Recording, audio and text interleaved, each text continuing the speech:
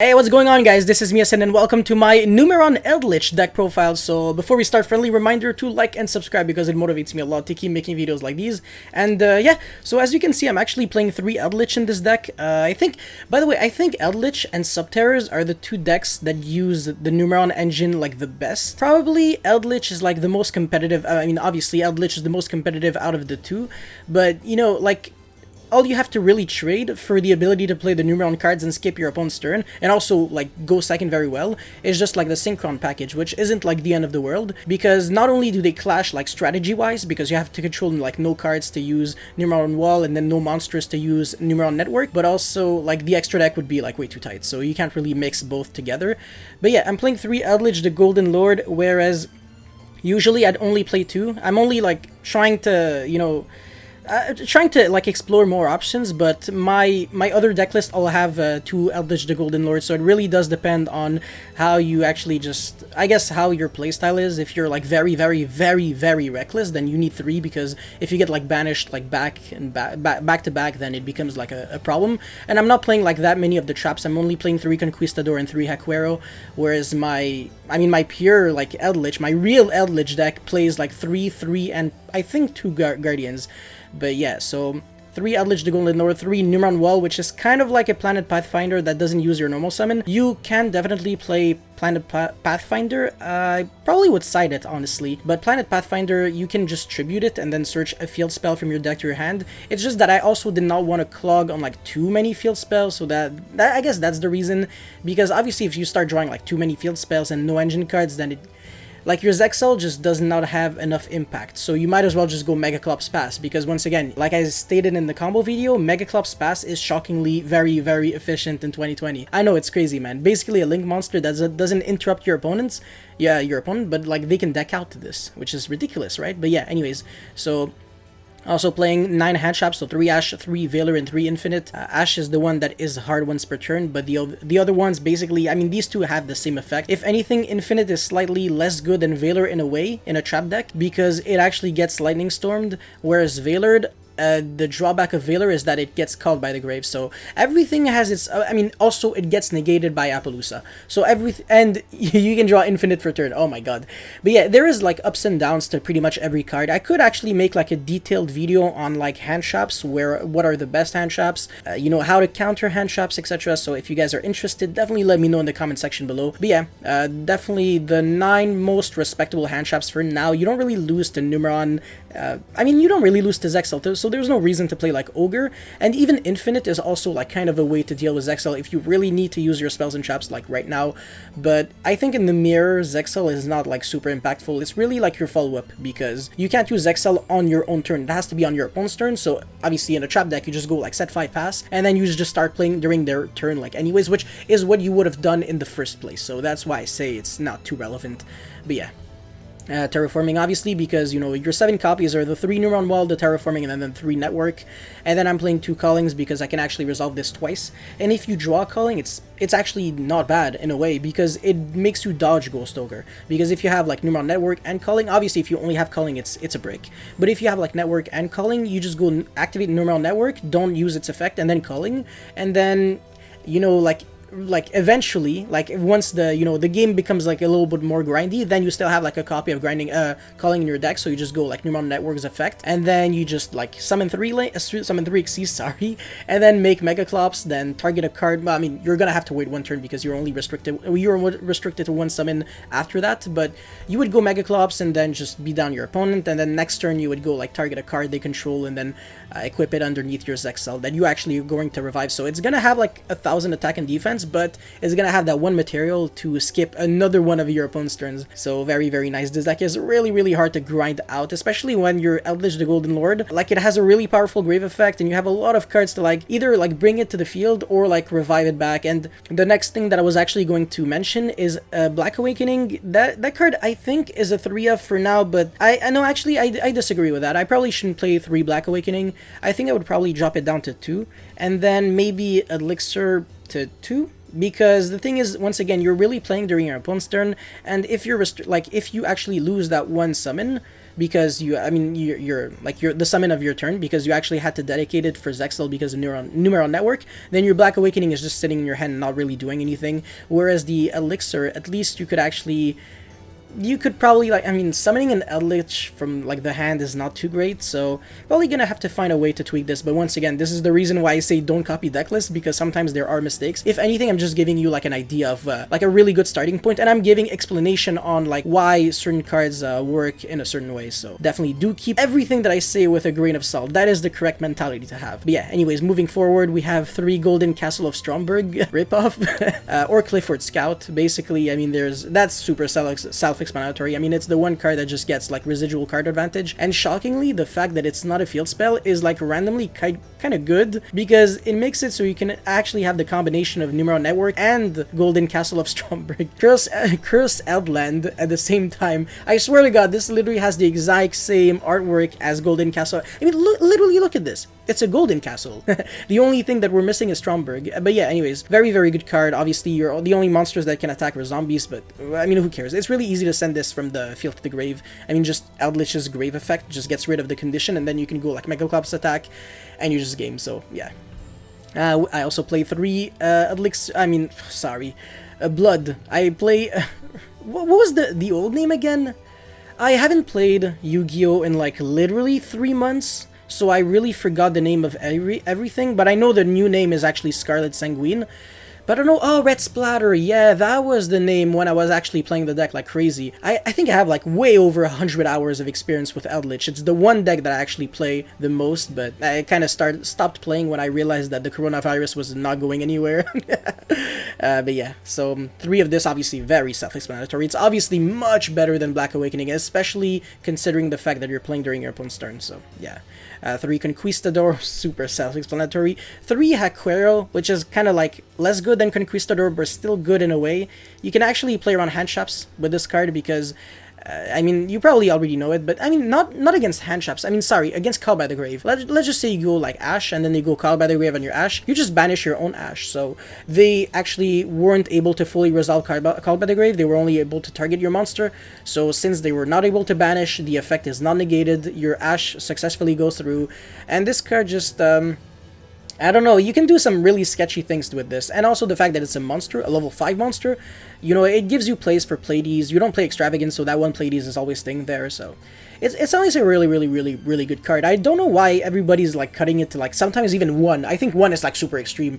2 I could maybe understand, but I like 3 honestly. It's just a really good consistency card. And also when you only have this, let's say, with like 4 other utility cards, at least you get like an engine going, because you're just gonna activate this, like whatever, maybe Sponge and attack, and then next turn you just get your engine going with either Black Awakening or Red Splatter. So yeah.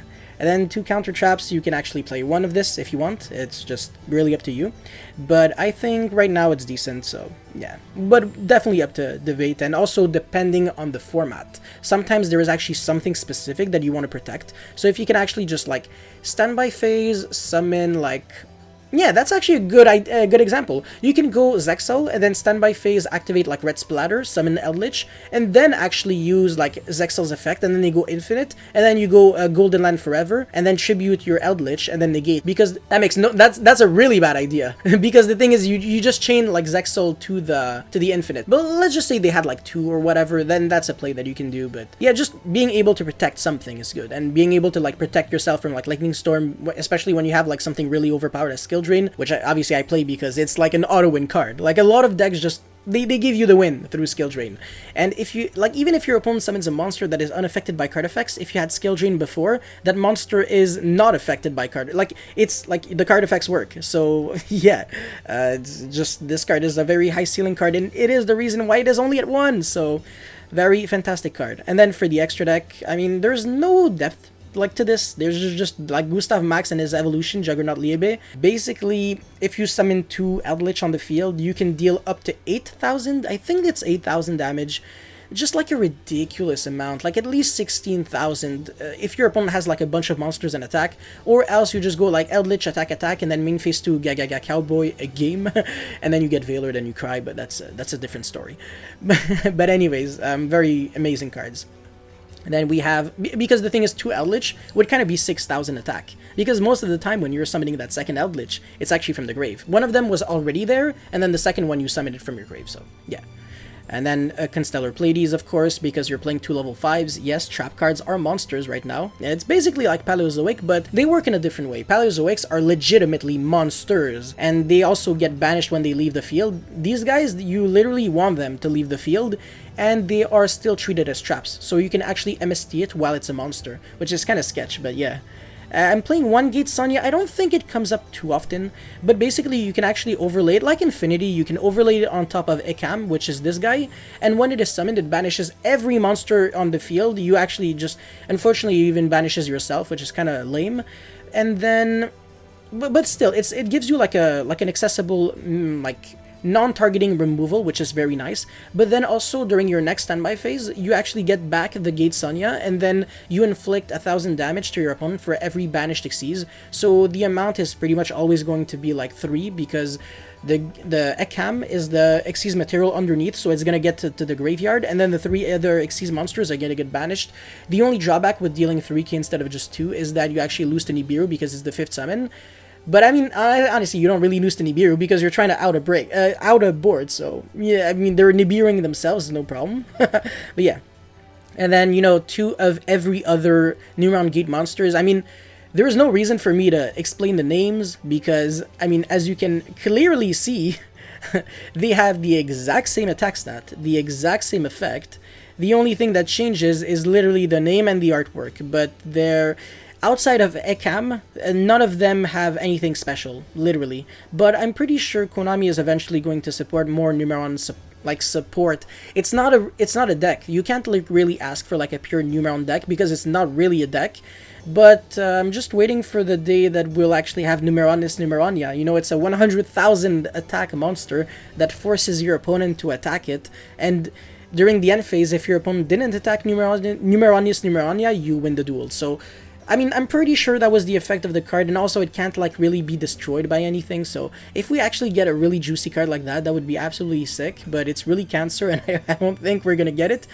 And if Numeron gets like out of control, this engine is obviously going to be in every single deck, because think about it, like, what are you really sacrificing for this? Barely anything. You're really just giving up on your summons for the turn, which is very modest. I mean, back in the days, Duality gave up on, like, made you give up on your special summon only for like just one card from your top 3. It was like a stronger upstart, but that skipped your special summon, and that card was like really good for the longest time.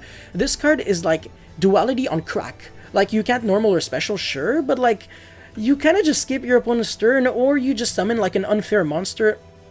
Like, imagine, like, Zodiac Rat is no longer the only 1 card Mega Clubs like accessible by people now. That's actually ridiculous.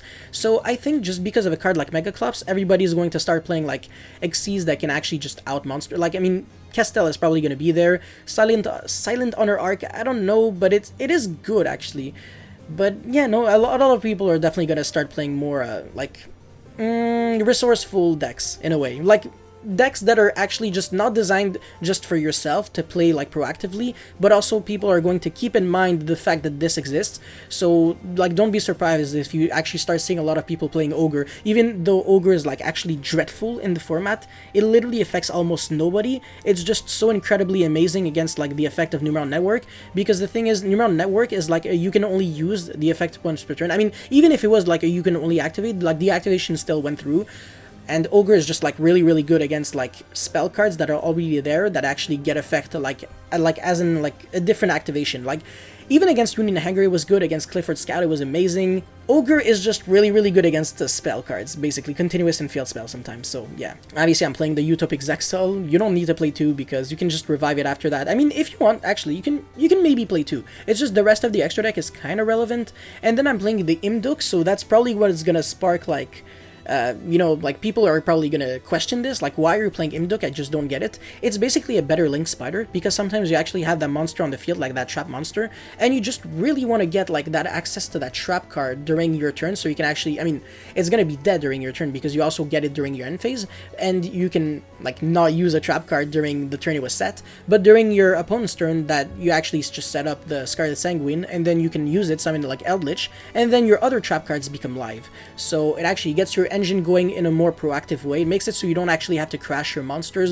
or you don't have to link off or synchro summon with them. So, you know, that's cool.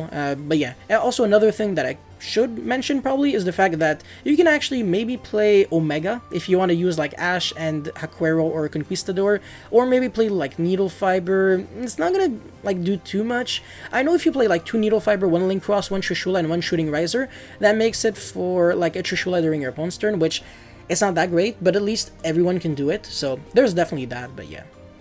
For the idea section, real quick, I mean, there's barely anything to explain. There is Sphere Mode, because obviously you can see how ridiculously useless your normal summon is, and also it's a normal summon that you give to your opponent. So you can go like Sphere Mode, and then discard Numeron, because you legit have no normal summons. So you can go like Sphere Mode, and then Numeron Wall, or Network, or whatever, then summon like everything, and then proceed to win. And then it's funny, because sometimes Zexaling your opponent, going second, is also good, because it's kind of like how summoning Christia, like turn 2, is good, because you just make it so Christia is actually the highest attack monster like on the field, and then your opponent actually has to restart from scratch. Like, sure, they have an already established board of negates, but like the negates just don't really matter when you can't have enough like attack points to jump over that Christia, and you can't really like use your monsters to turn them into something stronger because you're locked under no special summoning. So Utopic Zexal is kind of like the same principle, because I know a lot of people are like, oh, just side out Christia every single time when you're going second, it's like it's dead, whatever, and side out, you don't need Zexal going second. Trust me, it's definitely much better than you think going second, so don't worry about that. Pankratops, I mean, I don't even know why this is there. This is just like generic advice, so yeah. Kumangis, same thing. I mean, if you are entering into a format with Dragoon, then Kumangis, Sphere Mode, and stuff like that could definitely be very good, so yeah. Dimension Shifter, I don't even know why this is here necessarily, because you really need your traps to go through, but it is that one card that not only plays around 3 tactical talents, but also it's just a very high ceiling card. It's literally a turn skipper as well. So imagine playing this as a turn skipper, and then this, you know, as like a proactive turn skipper, right? So you skip your opponent's turn, it is your turn, then you go Numeron Network, summon Zexal, you skip another one in your opponent's turn, and then it kind of becomes like a loop of you can never play the game, and I slowly but surely kill you. It's kind of terrifying, honestly. But Dimension Shifter, you can use it during your opponent's standby or draw phase, and 3 tactical talents can only be used when your opponent used a monster effect during the main phase. I'm pretty sure that's the condition. If I'm wrong, please roast my ass, but I think that should be it. Once again, I haven't read or played that card in like billions of years, so I'm not 100% confident on that. But yeah, Inspector Border, very good card, but it does conflict with the strategy, so you can't really play this in this version. I already explained why Elixir of White Destiny could definitely be played as a 2 of.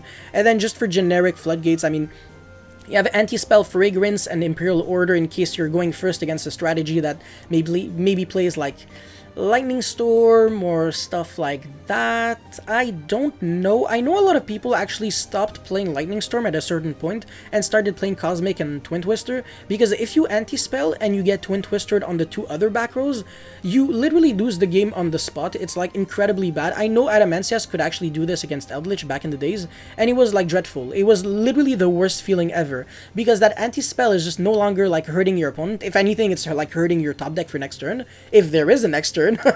And also, yeah, I mean, they don't really need spell cards to win. It's Adamantia. They need 1 or 2 monsters, and then they pop off and you die. So yeah, watch out. But yeah, Guardian of the Golden Land, this is just a consistency card. It outs Dragoon in a really unique way. If they already used the negate on something else, then you go Guardian, put the attack to Dragoon of Dragoon to 0, and then you can just jump over. So very slept on card. I think it is really stupid to not consider this card when deck building, because a lot of problems that people have is, oh, nobody plays Guardian, I'm just not even going to think about it. I'm just going to play whatever like people play at minimum, and then maybe cut some cards after that even more, instead of like trying to see all of your options and maybe deck build off of something that is good. So that's what I'm trying to bring with, you know, my philosophy of deck building in Yu-Gi-Oh, but that's definitely the correct way of thinking, I think. So definitely a very good card that can shine in slower formats.